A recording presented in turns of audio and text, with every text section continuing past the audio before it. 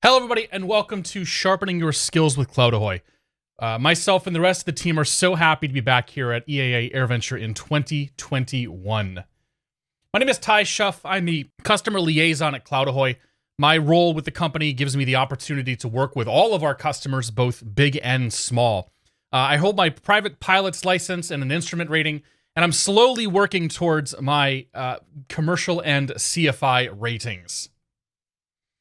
So today we're going to talk a little bit about what CloudAhoy is. We're going to talk about using CloudAhoy for both proficiency and training, discuss some of the fun ways that we can use CloudAhoy, and then we'll close it out with a little bit of extra information there. But first, I want to talk a little bit about currency and proficiency and what they sort of mean to me. For me, the idea of currency is answering the question, am I legal? Have I accomplished my 3 takeoff and landings? Have I done my instrument approaches? Do I have my hold logged? Have I done my flight review? As you can see by the currency summary on the right, the answer to all of those for me is a resounding no. Proficiency, on the other hand, answers the question, am I safe? How stable was that approach that I flew? Did I maintain my altitude during cruise? What were the entry and exit headings on my 3rd steep turn? There are tools all over the internet for measuring currency, but there are a lot fewer tools for measuring proficiency. And today we're going to use CloudAhoy and explore the idea of how we can measure and how we can look at how proficient am I. So let's start by talking about what is CloudAhoy. Well, CloudAhoy is a tool for providing data-driven post-flight debriefs. Our goal is to create safer and more proficient pilots at all experience levels. We are used by flight schools, both 141 and 61. We're used by independent CFIs. We're used by professional pilots, recreational pilots like myself, and even the US Air Force, and a whole lot more pilots as well. So it's easier to show CloudAhoy than it is to really talk about it, at least initially. So I want to start by looking at your typical $100 hamburger flight. This is a flight that I flew from the Beverly Airport, my home airport, to Poughkeepsie, New York. This is actually the last flight that I flew as well. My wife and I flew down, met up with a friend for a very, very nice little lunch. The conditions throughout the flight, as you can see in the picture here, were marginal VFR. It did necessitate shooting an instrument approach. And during this approach, I get to focus on the one thing that I always focus on when I look at my approaches, and that is airspeed management. So we'll go ahead and open that up. So as we load the approach here, we are just after the Kingston VOR, which is the final approach fix. I'm going to go ahead and click play in the bottom right here, and we'll start playing back the approach. So just to kind of familiarize yourself with what we're looking at, in the upper left-hand corner here, we have a 2D view that shows our flight path. It also has the approach overlaid.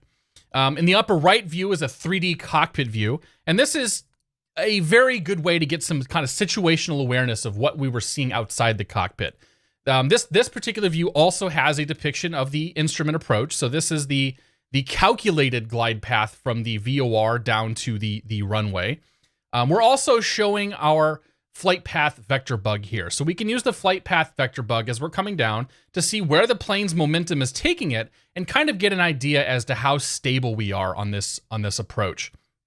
And you'll get to see here as I'm coming down where I'm sort of chasing that runway a little bit. And eventually I'll find a nice stabilized spot here, and we'll get that bug right on the end of the runway. And then at the very bottom, we have our segment information view. And the segment information view gives us our data-driven approach to debriefing. In this case, we're showing our airspeed, my airspeed in blue, and my altitude in green. And we're highlighting some areas where we may need to look at and do some analysis, we'll say. Those areas are highlighted here in pink coming up. As I'm coming down on this approach, I can see that I scored a 77. I can click on the 77 and I can see what made up that approach, what parameters went into scoring that approach. And these are all parameters that are modifiable. So I have a goal that is set up in place for this. So for example, I want to maintain all my crossing altitudes. I want my airspeed from 1,000 to 500 to be 65 to 95 knots. And I'm able to then also show what I actually had coming down the approach. And each one of these parameters are weighted, and they're scored, and they're combined, and then they roll up into that 77 that I got on this approach. So I'm just going to pause this for 1 second here just to kind of take away some of the distractions. And we'll just focus on the score. And we can see that, my biggest issue on this approach was my indicated airspeed below 500 feet. I scored a 21 on that parameter. I was 61 to 68 knots, and I was hoping to stay 65 to 80 knots. And I do recall that when I was flying this, I thought to myself, you're getting a little slow. Maybe you should, put the nose over, add a touch of power here. So it was kind of good to, after this flight, have that confirmation of what I was feeling in the cockpit and how I reacted to it. And I can also see that by looking at the segment information graph here in the bottom right, this little red section here, and that highlights the area where I was below that 65 knot speed that I was looking for. I got my airspeed back a little bit, and then I started to sink a little bit slow here as I descended towards the runway. And because everybody loves a good landing, we'll go ahead and watch the remainder of this landing here. Just a little bit left of center. I'll take it. It's fine. So we can pause that. We can close that. So that's CloudAhoy, right? But there's a lot more that we're going to talk about, obviously. First thing I want to discuss then is, where does the data come from? So CloudAhoy, we get our data from a number of different locations. The flight data itself can be recorded using both our iOS and Android apps. We can bring data in from electronic flight bags, so we can pull in data from ForeFlight, from Garmin Pilot, and from a number of other sources. We can pull data in directly from several GPS devices. So Bad Elf devices, for example, we can dump data and send that over to CloudAhoy. We have ways of getting data from flight simulators. You can hook the CloudAhoy app up to X-Plane, and you can get X-Plane. You can get data that way and debrief those flights. You can also get data directly from Redbird simulators. And finally, we can get data directly from aircraft avionics. So G1000, for example, we can take the CSV files that are generated by that device and put them directly into CloudAhoy. We take that flight data, we combine it with FAA published data on aerodromes and approaches. We combine that with NOAA wind speed data so that we have the ability to depict winds and calculate indicated airspeed and some other fun stuff.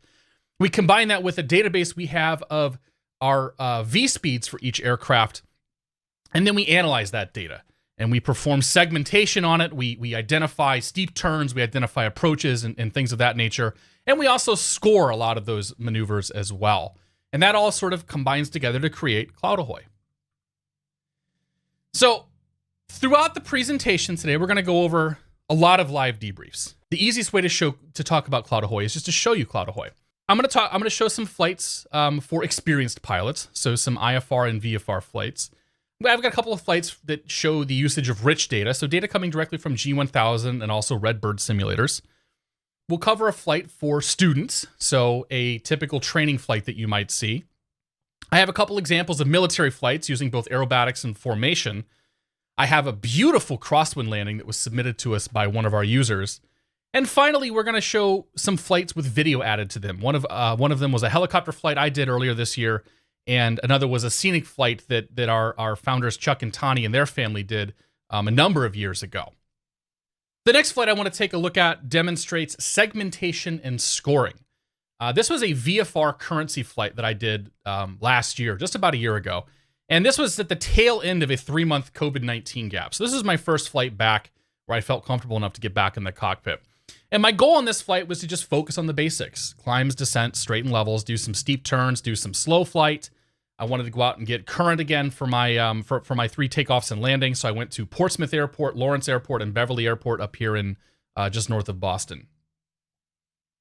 So go ahead and open that debrief up. And I will say, the added bonus of this flight was that it was an absolutely stunning day. Just beautiful out, not a cloud in the sky. It was fantastic. So this is our default maneuver analysis view. On the left side, we have our 3D track view. We've got a graph view up in the upper right-hand corner, and then a 2D overview of the entire flight in the bottom right. On the left-hand side here, we've identified several segments, and many of these segments have been scored and are using our CFI assistant.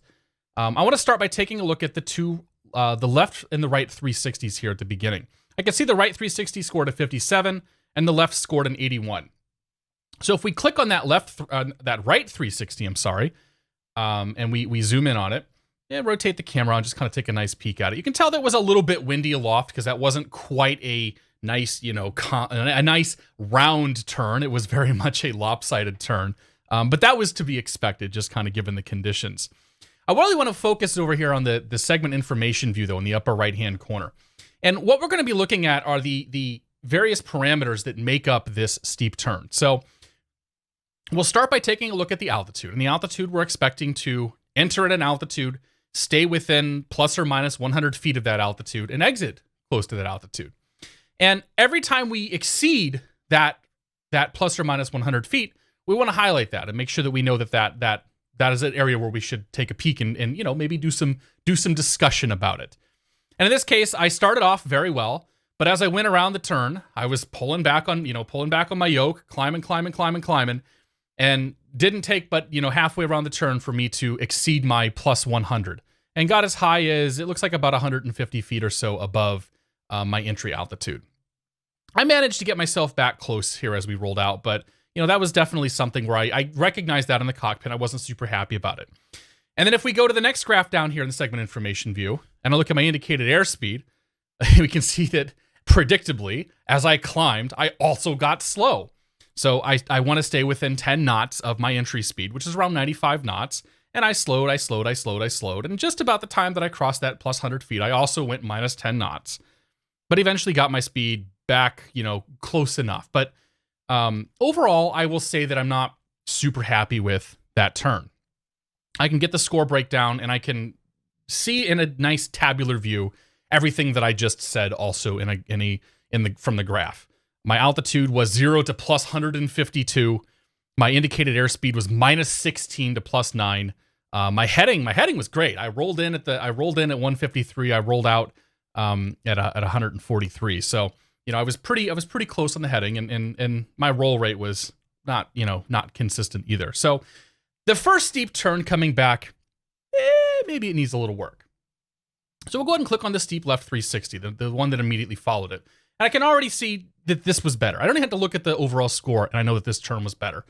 My altitude control was pretty good. I mean, I stayed very, very close to the entry and exit the entry altitude. My speed did dip a little bit here, so as I was coming around the corner or coming around the turn, I should have added a little bit more power. But yeah, the speed did dip down a little bit from where I started. And if I break the score down, I can see that overall this obviously was a much better turn. Still some room for improvement. I still spent more time working on it throughout the throughout the summer as I was trying to stay proficient. But it was a much better turn. So the next thing I was kind of interested in with this flight, and this is more just kind of visual inspection, was my long, lazy climb. And we just wanted to look straight down this climb here. And what I'm concerned with is, hey, did I hold my heading? That during this climb, was I holding my heading? And generally, I would say, yes, I was. I was pretty happy with how that was. And as we got towards the end here, I did a little straight and level segment, and then moved on to start doing my landings. So we'll move on, and we'll take a look at the approach into Portsmouth by tapping or clicking on that in CFI Assistant. And the landing view is very similar to what we just looked at with the steep turns, only scoring a little bit higher.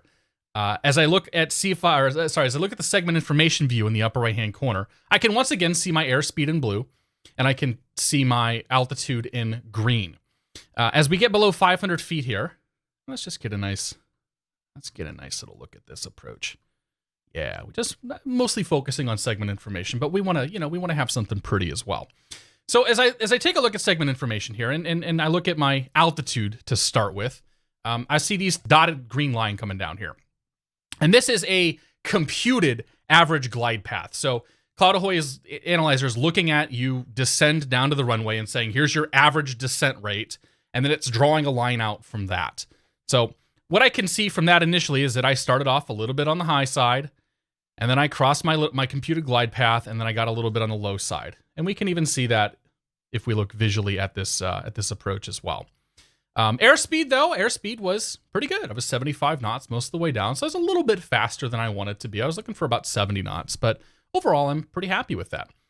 And I break my score down, and I can see exactly what I just saw in the graphs as well. Let's then move on, and we'll quickly take a look at the descent into Lawrence. My descent into Lawrence was a little more problematic, but still, like, it wasn't a terrible approach, but it was, it could have used some improvement. So just really quickly, the couple of things that I noticed coming into Lawrence is that my airspeed was low through this section. I did realize my airspeed was low, and I got my airspeed back up to 70 knots briefly, and then my airspeed got low again here as I descended towards the runway. This is a theme that I notice throughout my flying, is that I tend to fly my approaches a couple of knots or maybe 5 knots slower than what my intention is, and it's a theme that I'm constantly working to improve. So it wasn't surprising to me when I looked at this flight and I saw that, but it did make a mental checklist of additional things that I need to work on as I'm flying throughout the summer. Before I talk a little bit more about CloudAhoy and how we can debrief proficiency, let's talk about signing up. We offer 2 paid tiers, our CloudAhoy Pro and CloudAhoy Standard tiers, and then we also have a free tier, CloudAhoy Track. All new subscribers, or all new folks signing up, will get a 35-day free trial of CloudAhoy Pro. There is no credit card required for that, and your 35 days does not start until you upload your first flight. And if you want to see more about getting into CloudAhoy and signing up, head over to cloudahoy.com. That's a little overview of CloudAhoy. Talked a little bit about how to debrief our first flight. So let's focus more on proficiency. So how do we use CloudAhoy to become more proficient pilots? And like many of you, I was impacted by the pandemic. I normally fly 100 hours a year. I was one of the top pilots in terms of hours in my flying club, and I was reduced to just 20 hours last year. Additionally, I haven't actually flown since October of 2020. Yeah, that's right. The last flight I did was the $100 hamburger flight that we talked about at the beginning. Now, I like to debrief not just my real-world flights, but also my simulator flights. And I use both of them to look for my common mistakes, airspeed issues like we talked about, and tracking of dials and needles and things of that nature. I also use CloudAhoy to look for trends. So I'll look across many flights and I'll say, what is something that's happening that's happening on every flight, or that's happening on many flights that I need to look at? And outside of the cockpit, I also do this in my desktop flight simulator. So I do perform flights in X-Plane 11 and Microsoft Flight Simulator. And when I do that, I try to treat them as close to the real world as possible. So I debrief all of my flights in the sim using CloudAhoy. I'm also using tools like ForeFlight and Pilot Edge to try to emulate the real world as close as possible, so that as I'm identifying these trends and identifying these things I need to work on, I can make a conscious effort of chair flying them or really flying them in my desktop simulator. So I have the first flight, or the next flight we'll take a look at, is an IFR Currency flight. And somebody called me a little crazy last year for doing this, but I needed to get my IFR Currency, and I decided that it was a beautiful day, and my safety pilot had some time to kill as well. So I flew all 6 approaches, flew my hold, and all in one go. And it was a great exercise, a great mental exercise, and definitely one that wore me out by the end of the day as well. But once again, as I'm flying through this, I want to focus primarily on looking at my altitude and speed, because that's something that I always feel like I need to work on and need to look at.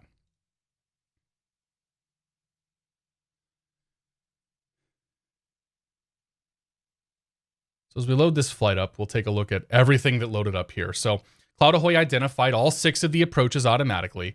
It also identified also overlaid, I should say, all of the approaches onto the screen here.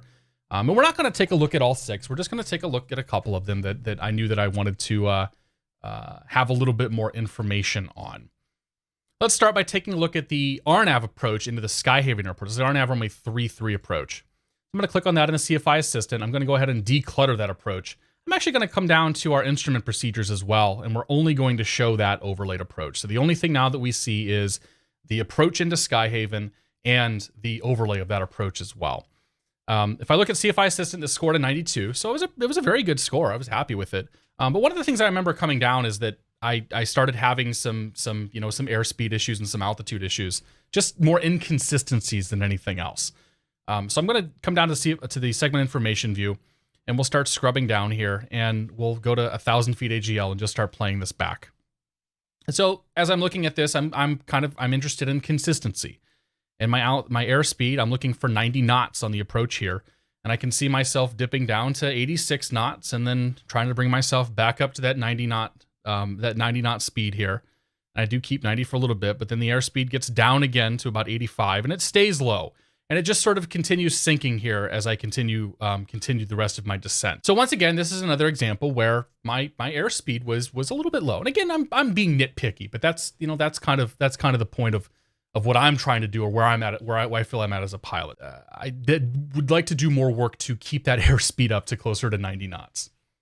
So let's go ahead and uncheck our RNAV approach. We'll uncheck, we'll get rid of the overlay, and we'll take a look at the ILS 16 into Portsmouth. That's the localizer, the ILS 16 into Portsmouth. And so on this approach now, as we round the bend here, I'll just go ahead and again scrub forward to the final approach fix here at Putty. And a couple of things I want to point out. So in the 3D cockpit view, we now have a horizontal CDI. And we also have a glide slope indicator. And these are calculated values that are coming through. So CloudAhoy knows the location of the localizer. It knows where the glide slope is coming down from the final approach fix here. And knowing that information, we're able to say this is how many dots you are from the center of that. So that's good information to have. And if I look down at the segment information view, I can look at the green line, which indicates my altitude, and I can see how that relates to the glide slope coming up from the runway. And I'd say overall, it looks like it did pretty well. And if I just we're focusing on the altitude right now, focusing on the ladder, I'll just scrub through this really quickly. What I can see, looking at my glide slope, is that, yep, I maintained pretty well. I can see my lateral maintaining fairly well. But once again, if I do focus back on the blue section and look at my airspeed, I'm looking for 90 knots here. I'm not really finding 90 knots. I got a little bit slow as I put the flaps out and started down on my descent. Probably should have had a little more power in. And then my speed started creeping up and up and up and up. And then I got a little fast. I got up here to high 90s to mid to high 90s. And now I'm finally starting to say, okay, maybe I'll get my speed down. And now I get myself down to that 90 knots that I'm looking for. So again, another example of that that one issue that is pervasive throughout most of my flying. But airspeed issues aside for this flight, it was flown fairly well. There were a couple of spots where I was out of bounds on my airspeed, but my lateral and vertical deviation was within, what makes me happy. I will say that I did, as I got towards the end of this approach here, I did start overcorrecting a little bit and maybe sort of chasing that needle a touch, got a little bit low, got a little bit left, but overall I was very happy with that. And if I pull up my breakdown of my score, I can confirm that hunch. With the exception of my airspeed below 500 feet, I mean, I was completely in the green here on my scores. So I will say I was happy with that. And then the last approach that we'll look at from this bunch was the localizer 16 into Beverly. So let's uncheck that last approach. We'll go ahead and show the localizer approach, and then we'll also show that overlay going into Beverly. And this approach scored a 77. So let's try to figure out, well, what happened here. There was a little bit of section of red here where my altitude dipped below the crossing altitude at Tate's. So that's something to keep in mind. I was below this. So it's a non-precision approach, but I was below the path that would take you from the 1800 at Tate's down to the runway for a little bit. This was definitely a dive and drive kind of approach. My airspeed, once again, was running 80 knots, so that was sort of a theme throughout this entire approach. I will say it was a little bit on the bumpy side, and as we look at the flight path vector, we can see movement left and right. We can see movement up and down as I'm trying to kind of keep that plane under control and keep the needles all centered up on me there. And the airspeed remained pretty consistently low all the way down here. So I mean, that's something we've kind of talked about. But let's pause this. I'm not really sure. So why did I get a 77? Well, if I break down the score, my biggest issues on this approach were my crossing altitude. So the analyzer was not happy about the fact that I was below 1,800 feet at Tate's, and I'm not happy about that either. We can see that my sink rate was inconsistent. So my sink rate was, I was looking for 300 foot to 1,000 foot sink rate, and I was 123 to 585. So my sink rate was shallow at times and then within the accepted range at times. And as a result of that deviation of sink rate, my indicated airspeed also had my descent angle also had some inconsistencies coming down as well. So my biggest issue on that particular approach was really just sort of maintaining a nice steady approach on the way down. And given the conditions being a little bit bumpy and a little bit gusty, and also given the fact that at this point I had flown this is my 6th approach, I was getting real tired. I was overall happy with the approach, but like I keep saying, there's always something to learn. There's always something to glean from that approach. So I capture all of my flight data using a GPS device only. The indicated airspeed that we're seeing in CloudAhoy is computed. So CloudAhoy takes the forecasted winds and the METAR information from the time of your flight and combines that with your ground speed and does some magic math and comes up with an estimate of what your indicated airspeed is. I record all of my flights using ForeFlight, so either using the device's internal GPS or in the case of our Archer here, linked up to our Garmin flight stream for a GPS source. So let's take a look now at a routine cross country. So, we've looked at a few IFR flights, and there's IFR flights I feel are pretty easy to glean some information from. You look at your needles, you look at your airspeed, like it's very precise flying.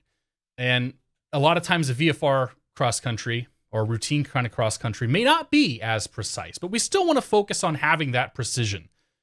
So this was a flight that I flew from Beverly Airport, my home airport, down to Norwood, Massachusetts. Very short flight, 25 miles as the crow flies. I was flying down to meet a friend for lunch, and I did this flight as opposed to driving because it was a Friday afternoon, and I didn't want to sit in traffic. Once again, we're looking at airspace management. How well did I manage the Boston class Bravo, and how well did I do on the rest of the aspects of my approach? And again, there's always going to be something to learn here. So we'll go ahead and take a look at this flight. The first thing I wanted to look at when I looked at this flight was my relation to the Boston class Bravo. So I've overlaid, I've got a 2D view here on the left side, and underneath my flight path, I have a VFR chart coming over from SkyVector. The Boston class Bravo I flew around. I'm flying under a 3,000 foot shelf, and just inside of me to the left is a nice 2,000 foot shelf that I definitely don't want to fly by. And as I'm flying across Bedford here, their delta comes up to 2,600 feet. And coming through this airspace, usually you'll get cleared 2,500 or above through the delta. But just kind of as a courtesy and as just something I'm used to, I usually make this flight about 2,500 feet all the way around the airspace, or all the way around the bend here. Let's take a look at my entire flight, and we'll pull the entire flight graph up here for my excursion, we'll call it. And let's take a look, first of all, at my altitude. So I'm aiming for 2,800 feet, and I can see as I'm coming around here, I'm pretty much maintaining that 2,800, maybe getting down to 2,700 a couple times, maybe getting as high as, probably just a little over 20. I don't want to go high. I'm okay coming a little low. I don't want to really get near that Bravo. So my altitude assessment is that I did great. The altitude stayed pretty consistent. And as I'm looking at the lateral here against the VFR chart, I did pretty well with that too.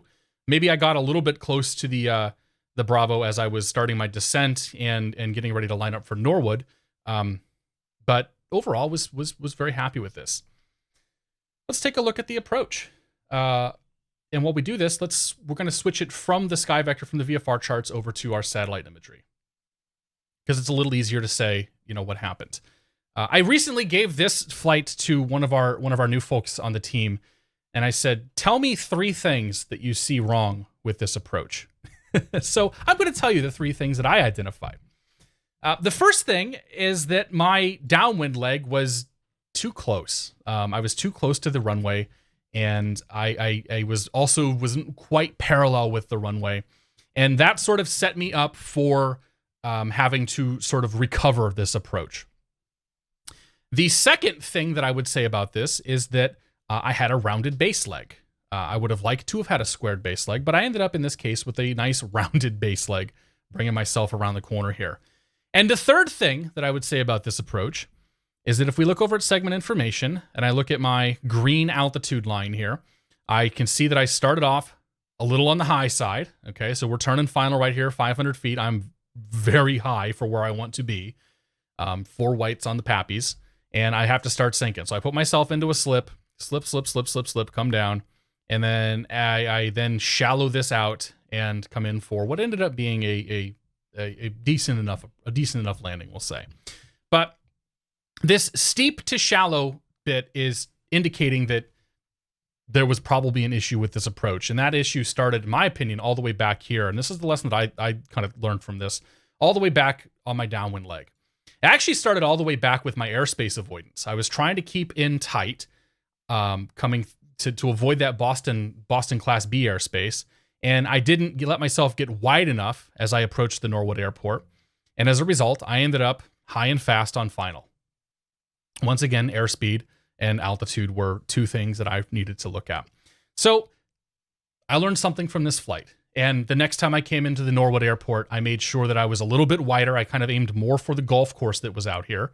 And I made sure that my legs were squared. And I will say that my next approach into the airport was a much, much, much better approach. So I could have probably pre-briefed that a little bit better. And then also obviously flown a little bit better. But, we landed, we got down, and it was a beautiful day for flying. So there's always something to learn from every flight. So those were some GPS examples. I want to show you a couple of examples using rich data. So we have the ability to ingest data from several different avionics packages. The one that we see the most often is the Garmin G1000. That's being used by a lot of our flight schools. Pretty much all of our 141 flight schools are using these. We can bring data in from the Garmin G3X and the G5. We also can pull data from an Avidyne IFD, from a Dynon display, and there's other units that we support as well. Too many to list here. We can bring rich data directly in from Redbird simulators. That's something that if you go participate in the Pilot Proficiency Center this week, that you'll take full advantage of there. But almost any Redbird simulator, I should say, does have the ability to automatically upload data to CloudAhoy. And we're also working with our good friends over at AirSync to have data uploaded to CloudAhoy automatically through their hardware. They have the ability to pull flight data directly from Garmin avionics, like a G1000, and upload that flight data to CloudAhoy. And that's being used by Purdue University, for example, and a number of other institutions that we are working with, so that pilots, as they walk into the FBO and the debriefing room, their flight is there and ready to be debriefed with no additional action required. So that's a pretty awesome thing that we've been able to get going over the last year or two. So let's take a look at a flight using a G1000. And there's going to be some differences in what we are able to look at and what we're able to debrief on this flight compared to the GPS only data that we've looked at. So the first thing is it's a higher accuracy. The GPS signal that we're getting from the avionics is as good as you're going to get in that airplane. Truly, like your device can be impacted by, the wings in a Cessna aircraft. It can be impacted by tossing it in the back seat and not getting a great GPS signal. But when we get that high accuracy GPS from the avionics, it's really fantastic and gives us good data to do our analysis from. We'll be able to take a look at a lot of additional parameters. I got the parameters over here on the right side that we get from this particular G1000 in a 172. Things like EGT and CHT. That's very important for pilots to understand. Things like our engine power, our RPM. If we're flying a Cirrus, SR20 or SR22, we can see our percent power at any point in time, and we'll be able to see how those power manipulations happen in reference to what's happening to our approaches and our maneuvers and whatnot. So we'll take a look at our G1000 flight here. Now, this particular flight was flown by a Cessna 172. I have pre-configured this flight to look at some of the interesting parameters for the flight. So first thing I will say is this was flown on autopilot. So the lateral and the vertical deviation are, they're pretty consistent. Like if I scrub through the segment information view here and we kind of keep an eye on our CDI and glide slope, we don't really see a whole lot of deviation. So the autopilot did a great job on that approach. We are flying a 172 though, which means we do have to manage our power and we have to manage our airspeed. So we'll take a look at the bottom left corner here and look at airspeed. And the airspeed as the pilot was coming down this glide slope here was climbing. We can see a peak of 107 knots. I didn't fly this, so I don't know exactly what airspeed they were targeting. But I'm going to say that 107 knots is probably a bit higher. And if we look over on the bottom right graph here, I have the RPM. So we can see that the pilot's RPM was, 1,800, 1,900 RPM. got as high as almost 2,000 RPMs, and they finally started to pull the power. And we can see that change as the power came down. Then shortly thereafter, the airspeed came down a bit. The pilot added a little bit more power. The airspeed came back up, and then the pilot yanked the power. As the pilot yanked the power, the airspeed came way down. Came all the way down to 83 knots. So we just lost, 20 some odd knots. That's probably a little slower than they wanted, so they added more power, and they finally found a nice, stable power setting, or it looks like around 1,800 RPM. And as a result, their airspeed was relatively stable as well, staying pretty close to 90 knots or so on the way down. So using rich data, we're able to see exactly what the power adjustments were coming down the pipe. And I've had a lot of instructors talk to me about working with their students and how useful it can be to show them how they are manipulating the power especially when they're pre-sol or when they're just sort of starting out. The other thing I'd like to show you is the flight graph here on the left, our CHTs. I'll just undock that real quick. And so we've taken all the cylinder head temperatures from that G1000 data, and we have put them on a graph. And in this case, predictably, the cylinder head temps are coming down. You can see a slight bump here where the power was increased. And then they just kind of continue coming down as we float down this approach. But I did have an instance where an instructor talked to me a couple months back, and they had an abnormal indication for, I think it was for one of the cylinders' EGT temps, or exhaust temps. And they were seeing in the cockpit that it was climbing. So they opted to turn back and land the plane as a precautionary measure. And that indication did show up in CloudAhoy. So at least when they got back on the ground, they knew they weren't crazy. And they were able to go to maintenance and say, hey, look, here it happened. So I don't have access to this data for the planes that I fly, so I couldn't even begin to tell you all the scenarios where this could be useful. However, the data is there, and there is, as I mentioned earlier, there's a whole lot more data. We can look at oil pressure, oil temps, voltages. We can see what our fuel flow was at any point during the flight, and so on and so forth. So rich data gives you a whole lot of extra data to work with and a whole lot of extra parameters to perform that debrief. The other example of rich data is from a flight simulator. So the next flight, we'll take a look at a Redbird flight simulator. And we'll get most of the same data that we get in a G1000 and a little bit more. So for this flight, we're going to look at the PPC scenario deep practice. In this case, the pilot flew the Long Beach ILS 30 approach. And as with the previous example, this was mostly flown on autopilot. And we'll go take a look at this one. Actually, our good friend Greg Jolda here flew this flight, and I got to observe. So we'll just take a look at this and the approach here, and just kind of see what happens. So as we've talked about before, we have our airspeed in blue, we have our altitude in green. It was a nice consistent approach, pretty much bang on 90 knots. If I wanted to, I could go to flight graphs and I could see what additional information I have. So I can graph the engine power. I can graph the RPM indications. I can graph the flaps settings.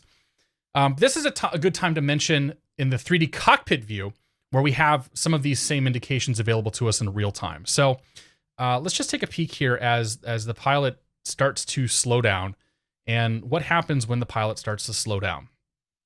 So as we look at the RPMs are slowly starting to come back on this flight.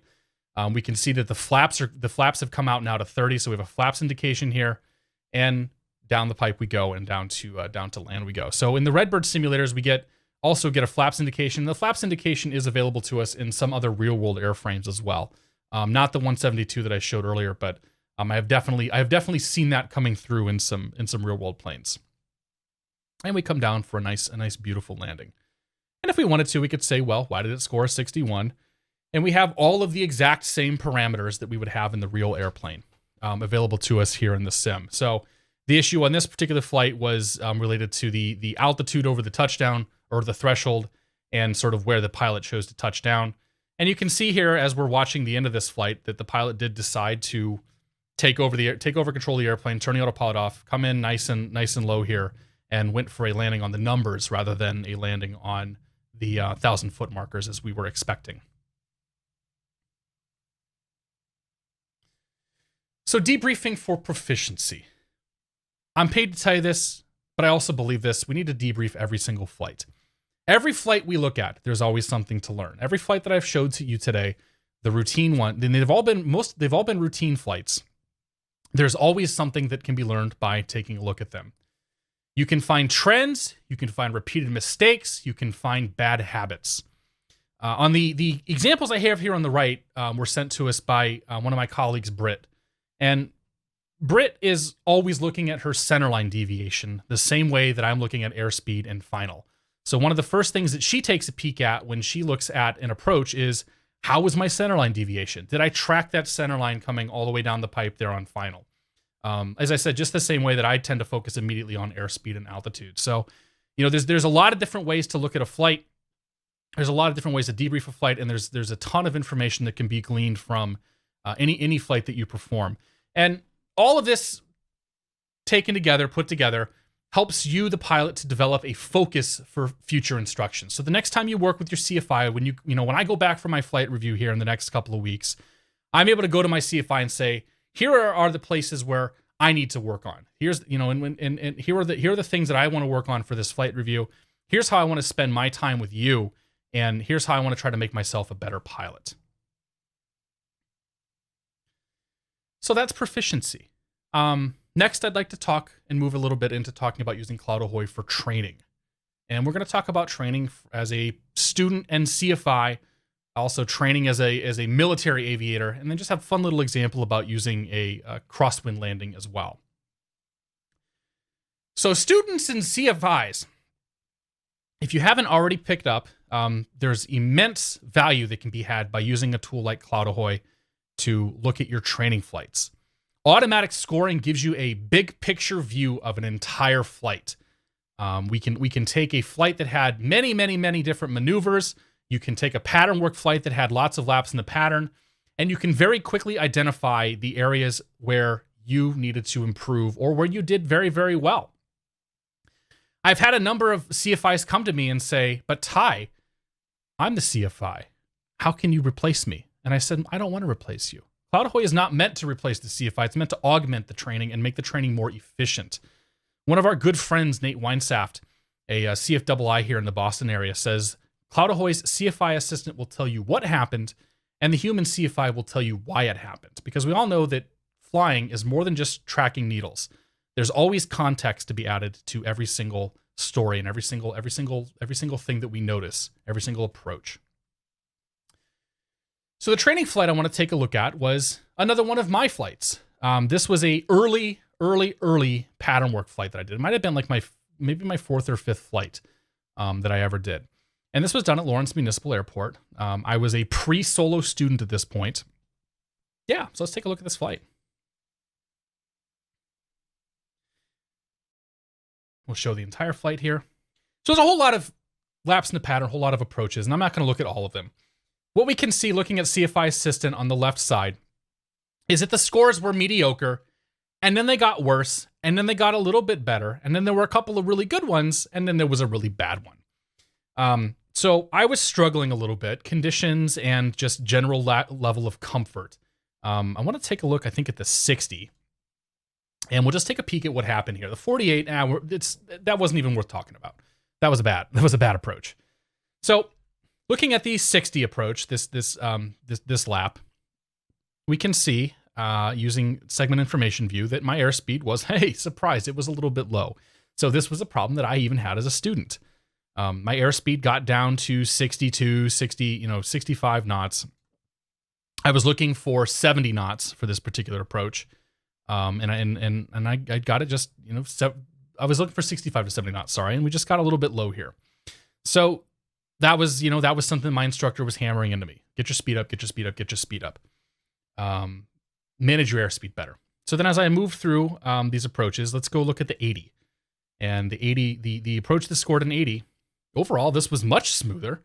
The airspeed was very, very consistent. There was a little bit of taper off here towards the end, but I was, overall pretty happy with that. And I can look at the breakdown of the score and I can see that everything else was fantastic except for, this airspeed dip here towards the very end of the approach. The 84 was flown by my instructor. So this was an opportunity to look at how my instructor flew an approach and then look at that on a graph. And you can see that he is, much, much closer to 70 knots and just bang on consistency. Like he is just keeping that airspeed very, very good. The airspeed does sort of taper off here towards the end as he comes into land, but overall, his approach was flown exceptionally well. And then real quick, we'll go look at the last one. And this is where the wheels came off the wagon. I was very, very slow the entire time. I was struggling a little bit here. I can look at my yellow, green altitude. I was struggling to keep myself on a nice, consistent approach path. This was Ty getting very, very tired at the end of what was a pretty good, significant little hour-and-a-half long training flight. So we landed after this approach, and it was very much a mutual decision. More of my instructor telling me, "Hey, I think we're done for the day," and me saying, "Yeah, I think you're right."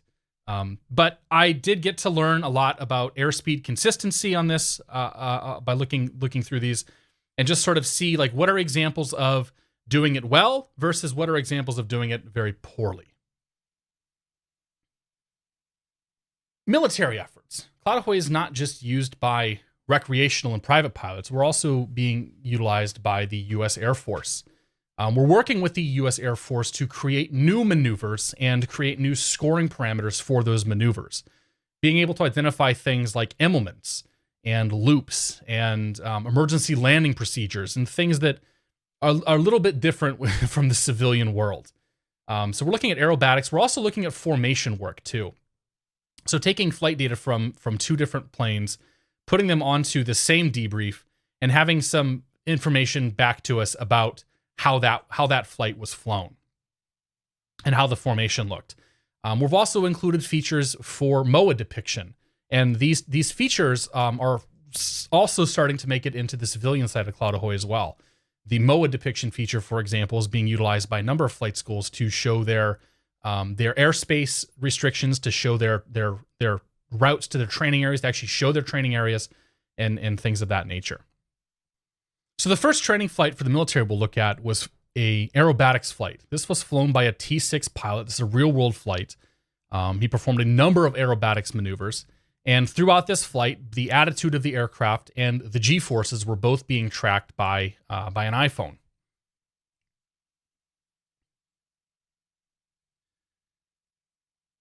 As we load the flight, we end up with sort of I think Chuck called it a spaghetti mess of track data. And this is one of those cases where scoring and decluttering can really come in handy. So I actually want to take a look at this first Cuban 8. So we'll go ahead and move to the Cuban 8. We'll declutter to the Cuban 8 and just get the camera around here nicely so we can see what the pilot did. So I've got my 3D view on the left here. We've got our segment information view so we can see the data here on the right. And then in the bottom right corner, I want to put a 3D cockpit view so I can visualize what's happening. And we'll go ahead and play this maneuver back. We'll speed it up here a little bit so we can just kind of see what's happening. And I'm not even going to pretend to understand how to fly a Cuban 8. I'm only going to look at observations and look at the flight and say, hey, look how pretty it is, right? So the Cuban 8, as with other maneuvers, was automatically identified. This maneuver was also scored. We can see here in the upper right-hand corner. And these scoring parameters, we've been working with the military to come up with the proper way to not just identify these maneuvers, but how to also score them. And one of the big things that the military is concerned about are G-forces. And pilots and our instructor pilots, have very little time to work with their students. One of the things they like to focus on are the G-forces through specific maneuvers. And we can show those here, and we show those automatically on our segment information view. We can see where the pilot, pulled a lot of G's coming through part of these maneuvers, and then where they pulled a lot less G's here as they got to the top of some of these maneuvers.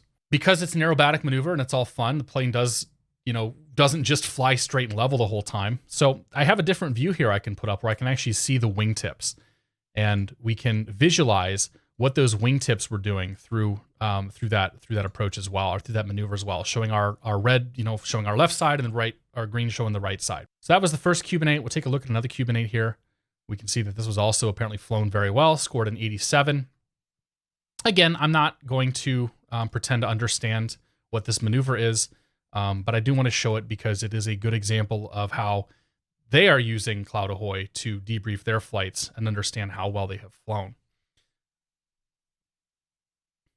So the technology being used to track this flight is a prototype that we are working with the Air Force on. It is something that we are hoping to, the functionality not just of tracking G-forces and attitude, but also to be able to do aerobatics and score aerobatics is something that we are planning to offer to civilian folks on CloudAhoy here in the near future. The next flight I want to take a look at is a formation flight. This was a 2-ship flight, and we are seeing from the military, we're also seeing simulator flights being used pretty frequently for their sorties and for their missions as well. But this is another example of a real world flight that was flown.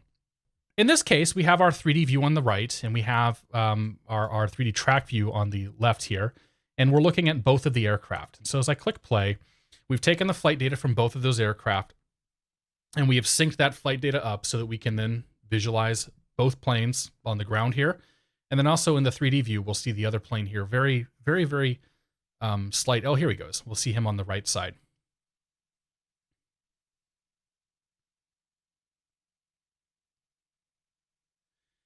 And I'm going to go ahead and skip forward in this flight a little bit here. I'm going to take a look at one of the high G maneuvers. So let me move this timeline forward just a touch.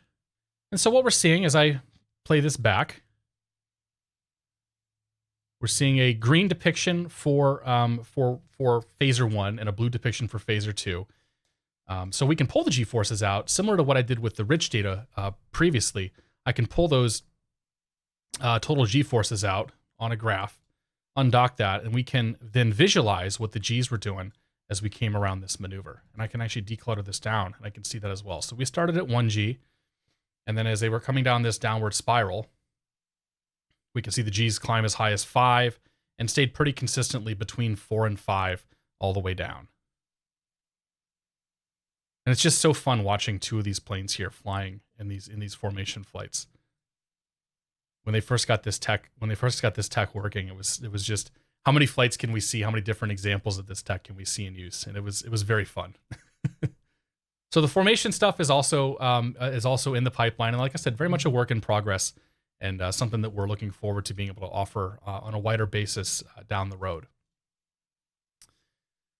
So changing gears just a little bit, CloudAhoy also offers an iOS app, and we've had an iOS app for some time now. However, very soon, if not already, by the time you see this, we will be releasing version 6 of our iOS app. And the app has been rebuilt from the ground up. Pretty much every line of code has been rewritten.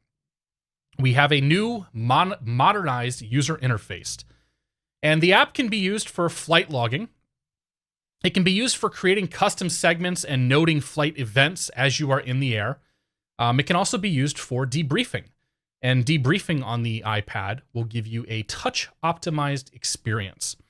So for the next flight, when we talk about Crosswinds, I want to show you this. This flight was not recorded on an iPad, but I want to show you this debriefed on an iPad because I think it's a pretty neat flight, and it's a neat way to sort of show off using our touch interface.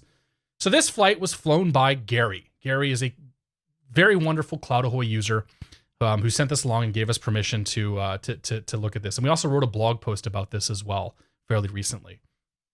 And during this flight, we're going to take a look at the crab depiction of the plane coming down the pipe there. And we'll also have a visual indication of what the winds were doing using wind barbs. So let me bring my iPad over here through the magic of technology. And let's take a look at this flight on the iPad. So I'm logged into my CloudAhoy account here. I can see all the flights that we've covered during the tech talk today, and I want to take a look at this crosswind approach here. Yes, I am new. So I'm going to expand out the left panel. We're going to go straight to the final, and all I really want to do is show the final here. So using normal touch controls, I can manipulate this view. I can look around. I can pan around the view. We'll go to the options tab here. We'll go ahead and turn the wind vectors on. By turning the wind vectors on, I can see what the crosswind was doing for the not just the final, but also for the entire flight here. But we can see that there was a pretty stiff crosswind as the pilot was coming down on final. I'm just going to tap, I'm going to scrub the right side here, go forward to 500 AGL. And I will switch this left view over to a 3D cockpit view so we can visualize what the pilot was doing. And then just tap on play. So one of the things that we are calculating is the crab depiction of the aircraft. So we can see that this aircraft was crabbed pretty significantly to the right here. And if I pull my information panel up on the bottom left, I can see that the heading the plane is flying is about 196, and the track the plane is flying is about 187. So we've got about a 10-degree crab. And using the flight path vector, we can see how well Gary was holding the center line of the airport on the way down. And then as we get a little bit further along,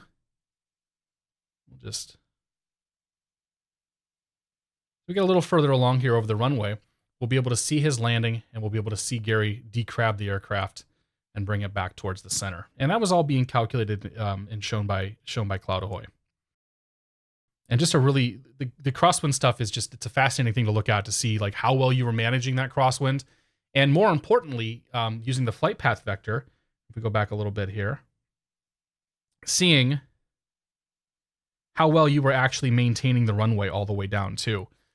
Knowing that you're, you know, if you're flying a crab, knowing that your nose is not going to be pointed straight down the runway. And we could break down the score and we could see how Gary did. One of the most impressive things about this approach actually is that it was a beautifully flown approach, but then, but then it was also, we'll see that Gary actually landed 1 foot off the center line as he decrabbed the airplane. So that was pretty fun to look at. So thanks again, Gary, for sharing that flight with us. Okay, so that's proficiency and training. Let's do a couple of flights we'll talk about using CloudAhoy for fun things. CloudAhoy can be used to share flights with your friends and family.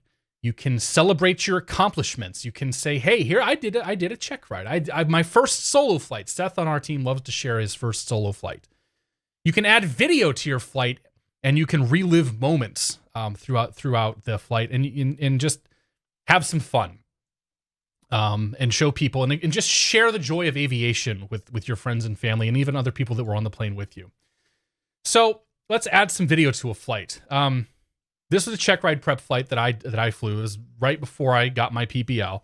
We're going to walk through synchronizing the flight, and we're just going to kind of show an engine out procedure here.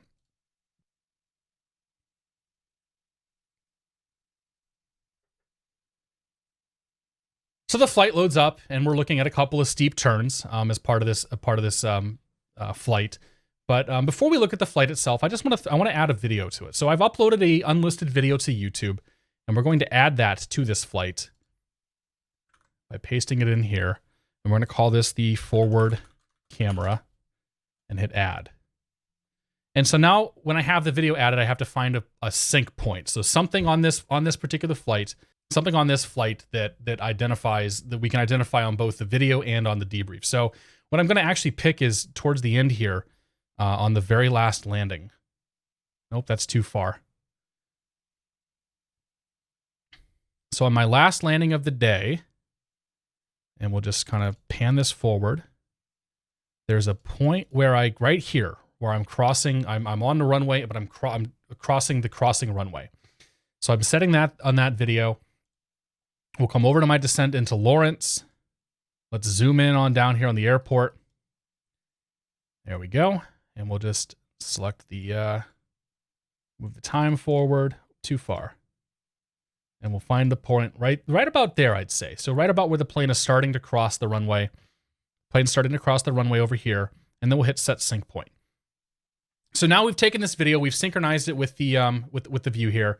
And as I go back to, let's say, my descent, and I scrub forward a little bit, what I'm going to see is that video is now synced with that flight.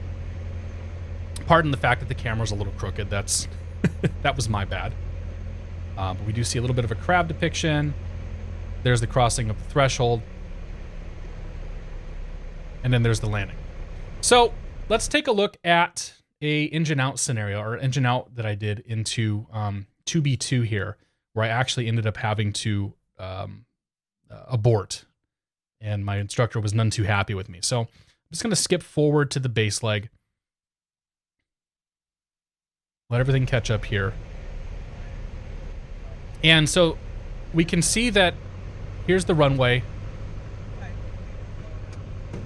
Yeah, here's the runway. And I was simply just too low coming around the, see, there's the runway right there. I was too low, didn't have enough energy left, and did not do well on that particular maneuver. So he made me do a couple more attempts at an engine out in order to show that I was actually, you know, proficient at doing that. So that was fun. And the rest of that approach, like we can skip over to the left turn, to the steep turns, and same sort of thing. As I pan forward on a to a maneuver and play that, that'll play back on the video here as well, so we can see myself crank into that steep turn and bring it around.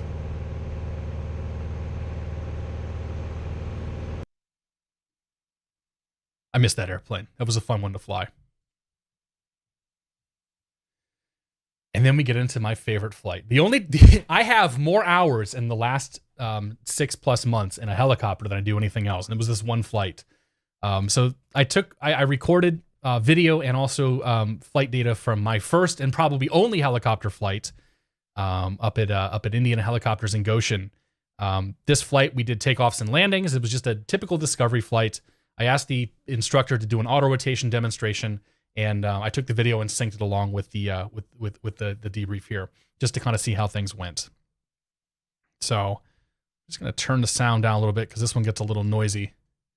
And I'm just going to go straight to the approach. Now let's just show that. Let's just declutter that approach. Let's declutter to the hover and touchdown, and then move forward a touch here. There we go. So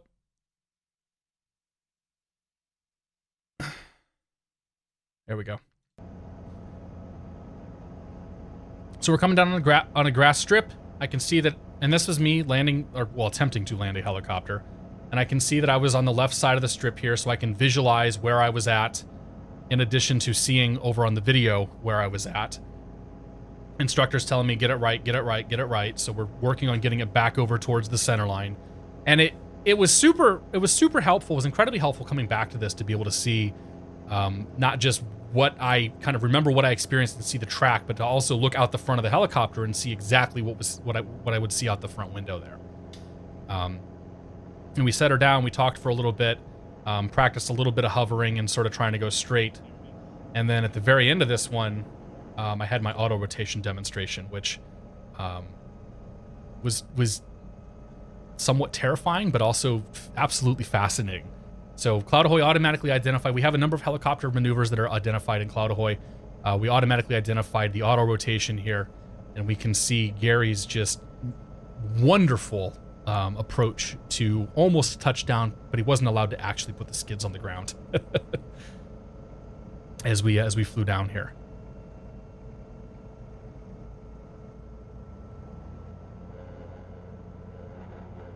And as somebody who has never done this before, it was just, even right now, I have just the biggest smile on my face. Like, this was just one of the coolest things I did.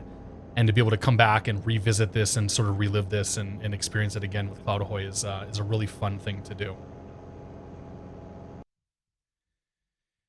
And I have one more flight to take a look at. Our founder, Chuck, and his wife, Tani, flew a flight with their son and daughter-in-law back from Block Island some time ago. And on this flight, they had to do a little bit of weather avoidance. There were some thunderstorms that they were rolling through. The video synced on this flight was a GoPro that was strapped to Tani's head, which is pretty awesome to see. And it's worth noting that this is a flight from 2015. And the ability to add video to a flight and the ability for scoring and some other stuff has all been added after the fact that this flight happened. And we've been able to add, as those features have been added to CloudAhoy, we've been able to go back and sort of retroactively add them to this and, add them to this and other debriefs. So Chuck wanted me to play here and talk about the thunderstorms that they were flying through. And we can see on Chuck's flight path here. To the right. There was lightning at like 1:30. Yeah, so we are going between two systems, right there and right there. There's rain here, and we are in between, which is kind of good. I feel like Jodie Foster and Twister. That was Helen Hunt. That was Helen Hunt. What? Don't get me started. Open this door. So before we great. embarrass anybody too much, so Chuck has obviously shared that with friends and family as well. We can move forward and we can take a look at Chuck's approach into the Bedford Airport. And it's kind of fun to skip forward a little bit to just look at the final approach. So it's fun to look at what Tani was doing with her camera as she's taking pictures. Crosswind, not too bad, but only 6 knots. And then see what the plane was doing here on CloudAhoy as well. You're 80. Now we're going to reduce speed to 70. Little GPS blip there. We'll pretend that we didn't see that. Still grabbing.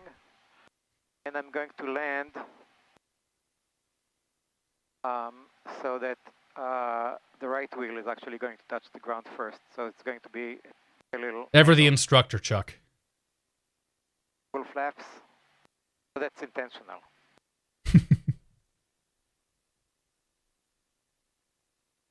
That way I correct for the wind that's coming from the right.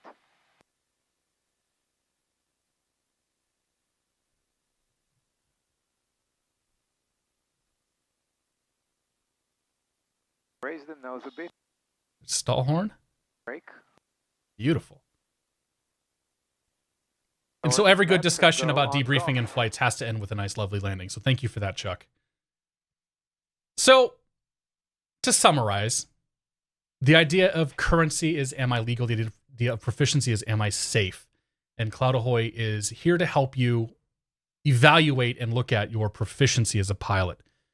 Once again, every single flight should be debriefed. Every single flight, there's something that you can learn.